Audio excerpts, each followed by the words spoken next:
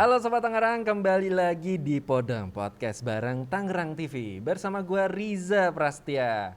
Yes, kali ini gue nggak sendirian, gue udah bersama Dr. Dani Sartika, SPKFR. Halo dokter. Halo Riza. Apa kabar? Kabar baik, alhamdulillah. Alhamdulillah.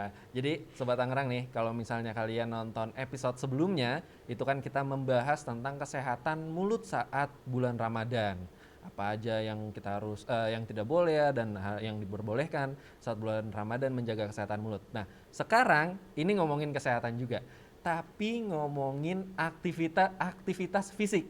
Ya dok ya. Oke. Nah, aktivitas fisik selama bulan Ramadan, dokter, itu gimana dok? Apakah berbeda kah atau gimana, harus ada yang kita ubah? Oke. Jadi waktu Mas Riza bilang aktivitas fisik pada saat Ramadan, menurut aku tuh saya jadi terbayangnya aktivitas fisik mempengaruhi puasa dan sebaliknya puasa Oke. mempengaruhi aktivitas fisik gitu Oke. ya.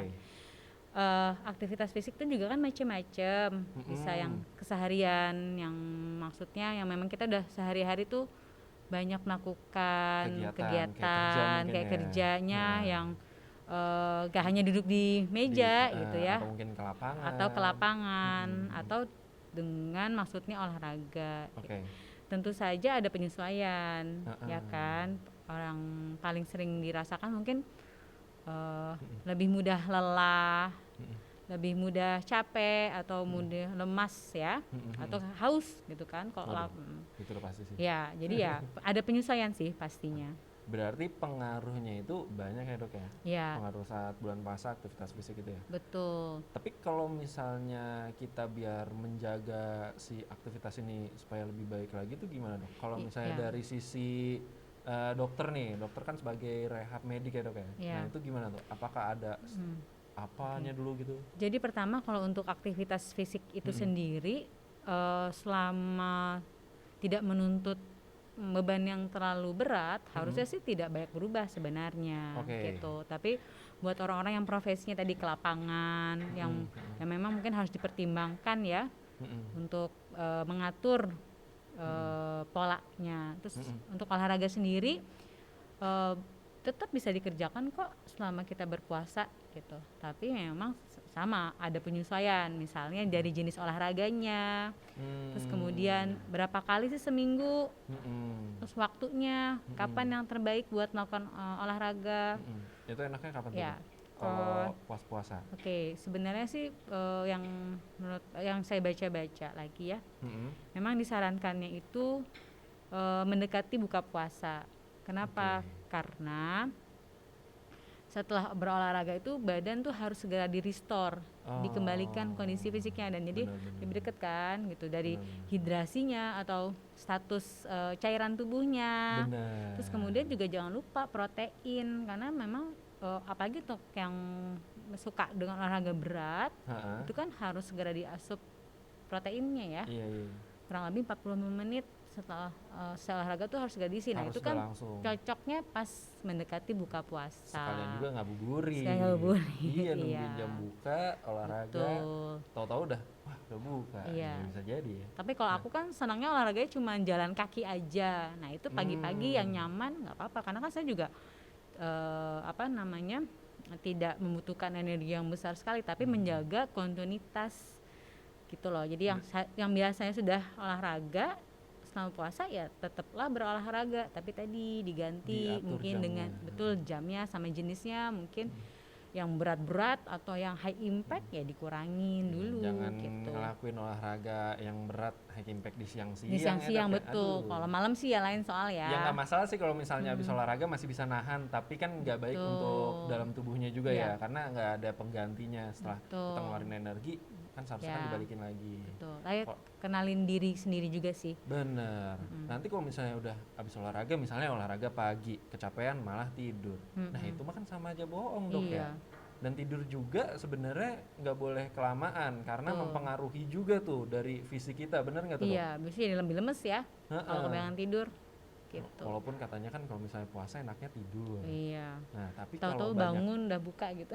Dari sahur tidur, bangun buka. Iya. Waduh itu mah bukan tidur dok.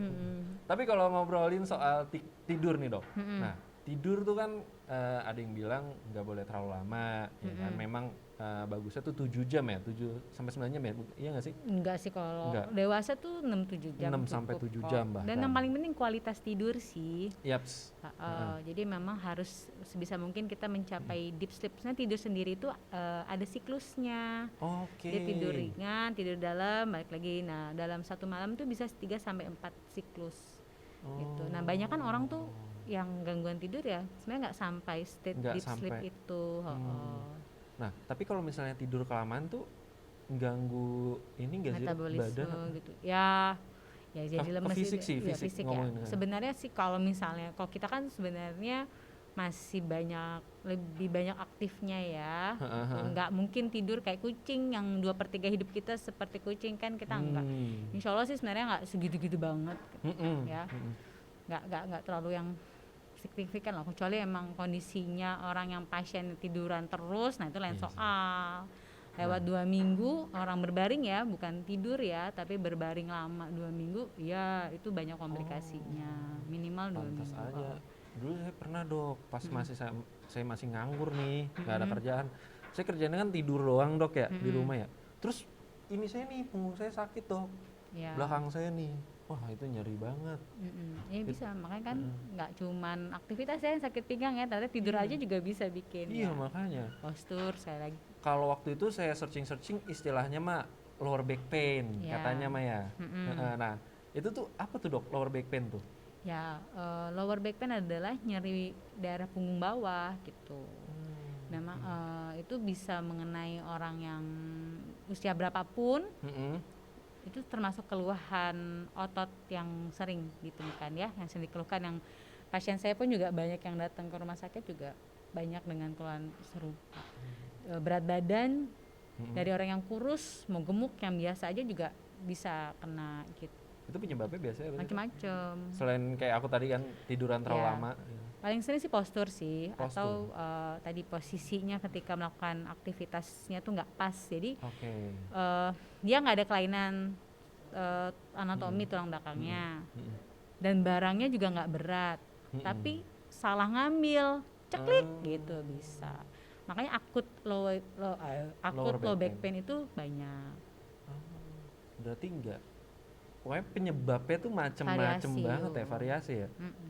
Kalau misalnya kita pengen mencegah nih, Dok, kayak cedera-cedera otot ataupun kayak yang tadi LBP itu tuh bagusnya apa, Dok? Apakah stretching kah atau rutin olahraga aja atau gimana, Dok? Ya tentu badan kita juga harus disiapkan ya dengan kekuatan otot yang cukup baik, stabilitas tulang belakang juga baik gitu, dan tahu bagaimana posisi-posisinya, kayak misalnya bungkuk tuh seperti apa, ngambil barang di bawah seperti apa, even duduk pun juga, apalagi memang yang pekerjaannya sehari-hari lebih banyak duduk gitu, atau yang harus bawa-bawa berat itu juga seperti apa. Nah, kurang lebih sih itu yang berarti bisa kita lakukan.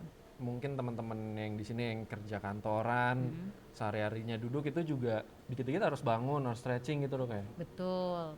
Yang nggak dikit-dikit banget sih, misalnya setengah jam atau 45 menit sebelum sejam sih udah mulai agak bergerak dan diatur posisi komputernya gitu. Nah, biasanya tapi kalau stretching sih emang penting sih, Dok, karena aku pernah nih, aku sepedahan, aku lupa stretching. Dan ketika pas sepedahan, aku sengaja lagi pengen main speed, maksudnya lagi pengen ngebut gitu kan. Nah, setelah itu nggak lama, baru ya mungkin sekitar 2-3 kilo, paha aku nyeri. Akhirnya setelah ke beberapa tempat mengatakan, ini nih syaraf, gangguan otot gitu deh katanya. Nah, cuma kan aku kan pada saat itu sih nggak ke dokter ya kan, aku ke tradisional aja. Karena kalau ke dokter kan kadang kan kayak kita mikirnya mahal dan lain-lain. Nah, itu bedanya gimana tuh, Dok? Pijat mungkin tradisional ataupun kita ke dokter fisioterapi. Apakah sama aja atau gimana, Dok? Ya pasti beda dong ya. Beda. Kalau kita ini medis kan, dokter maupun terapis kan sekolah. Ya ilmunya ada kurikulumnya, terus ilmunya sendiri juga ada penelitiannya sebelumnya, jadi sampai akhirnya ditemukan pakai alat ini, pakai obat ini gitu ya. Kalau teman-teman pijat kan ke kebanyakan turun temurun atau belajar sendiri, standarnya tentu beda. Kayak tadi juga kan pengalamannya dia ini kayaknya otot nih, kayaknya saraf. Kalau kami kan nggak bisa ngomong langsung kayak gitu. Kita ada istilahnya ada objektifnya, Ada assessment gitu ada ya, Dok, ya? pemeriksaannya dari ceritanya pasien, itu kan keluhan subjektif pasien. Lalu kita lakukan pemeriksaan, terus kalau perlu pemeriksaan penunjang, baru bisa kita tarik kesimpulan, oh ini penyebabnya apa. Dari situ oke, harus ngapain gitu. Jadi itu panjang dong ya? Panjang, Dan- jadi nggak asal Iya nggak sih. asbun gitu ya, nggak asal bunyi. Iya sih. Cuman memang tadi kan jadi tertarik ya, kebanyakan orang kalau cedera itu pasti ke urut dulu. Iya. Mungkin lebih mudah ya aksesnya ke sana. Kalau ke rumah sakit kan kayaknya harus administrasi dulu, lewat IGD, belum lagi nanti lihat orang yang di IGD, mungkin gitu kali dia pengalamannya menyeramkan lah ya rumah sakit itu. Nah, tapi yang perlu diingat adalah gini, kalau misalnya tadi satu ya, perbedaannya tenaga medis Sama yang dengan tradisional. tradisional, satu kita ada SPO-nya lebih terstandar, lebih terukur gitu, dan tentunya diharapkan lebih aman buat pasien maupun pelakunya. Terus kemudian tadi sih lihat penyakitnya juga. Kalau keluhannya ringan-ringan aja, mau pijet aja silakan gitu. Tapi kalau misalnya yang agak serius, ada cedera, saya sih nggak menyarankan ya ke tukang urut dulu gitu kan. Paling nggak dilihat dulu. Kalau dinyatakan ringan ya mau lanjut lagi ke tradisional silakan. Mungkin kalau seleo biasa ya nggak masalah. Kalau kesleo jangan sih. Oh jangan malah. Kalau pegel-pegel aja boleh pegel-pegel. deh. Nah kalau pegel-pegel mah udah pasti ngurut dong. Ya, itu Kita ke enak tukang kok. urut. Massage. Ya, boleh. Massage-nya tapi ini yang bener dong. Oh iya, emang ada yang nggak benar? Enggak ngerti, saya belum pernah dok. Oke, dokter Dani, Apa? dok, Iya. kalau misalnya teman-teman nih, Sobat Tangerang yang nonton episode kali ini punya keluhan yang tadi kita obrolin kayak lower back pain, mungkin ada nyeri, syaraf kejepit dan lain sebagainya, bisa nggak nih konsultasi ke dokter Dani? Iya, bisa kok. Bisa. Di mana dok? Saya berpraktiknya di RSUD Kota Tangerang. Bukanya itu kan jadwal praktiknya Senin sampai Sabtu ya, Senin sampai Sabtu. sampai jam 12 Jamnya? pendaftarannya. Hah? Dari pagi kok, Oh, dari dari pagi. sekitar jam 7 setengah 8 sudah buka pendaftaran. Pendaftaran terakhir sekitar jam 12. Tapi kita Oke. melayani pasien sampai selesai pasiennya. Nah, Gitu. Itu pokoknya alat semua lengkap. Lengkap, alhamdulillah lumayan. Kalau rehabnya lengkap. Instalasi rehab medik di RSUD Kota Tangerang lengkap. Tim aku lengkap. Oke deh dokter, terima kasih sama-sama. banyak buat waktunya udah main Iya. ke Tangerang TV. Iya. Dan buat Sobat Tangerang tuh jangan lupa tuh, kalau misalnya punya keluhan terkait syaraf, otot-otot ya dok ya, Iya. pegel ya pokoknya semuanya itu langsung aja ke RSUD Kota Tangerang, temuin dokter Dani. Pakai BPJS bisa.